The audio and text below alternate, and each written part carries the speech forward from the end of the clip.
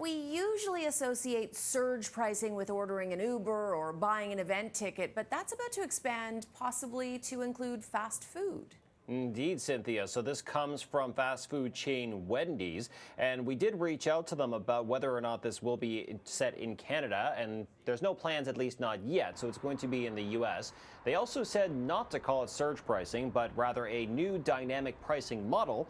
However, after we spoke to Wendy's, they said it will be an Uber-style pricing model, so time will tell what the experience is like for customers. Prices will fluctuate based on demand and hours of the day, so in theory, customers may save money if they go between peak periods. Now, the business model, again, will go into place in the U.S. for now, sometime next year. No plans for Canada, at least yet, although, Cynthia, you'd have to imagine if it is successful, it likely will be expanded to other markets. Interesting. So if you go, say, at, I don't know, 2 o'clock in the afternoon, maybe you would pay less? Perhaps? Potentially. It might be a good strategy, but again, only time will tell how this plays out. It's going to start next year. All right. Now, Sony owns one of the world's most popular video game systems, but that doesn't mean the company is immune to layoffs. This is shocking to me. I thought that that might be an area that wouldn't be hurt because it's so popular.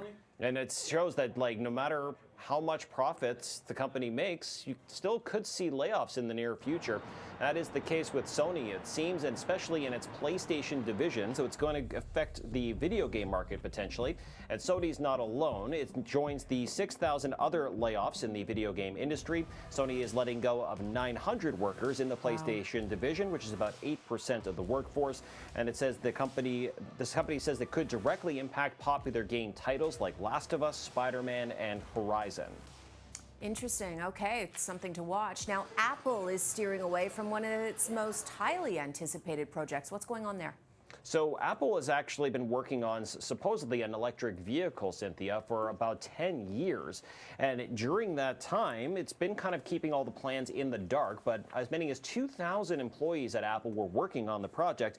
And after about a decade, Apple is hitting the brakes on that plan. So we're not going to see an iCar anytime soon.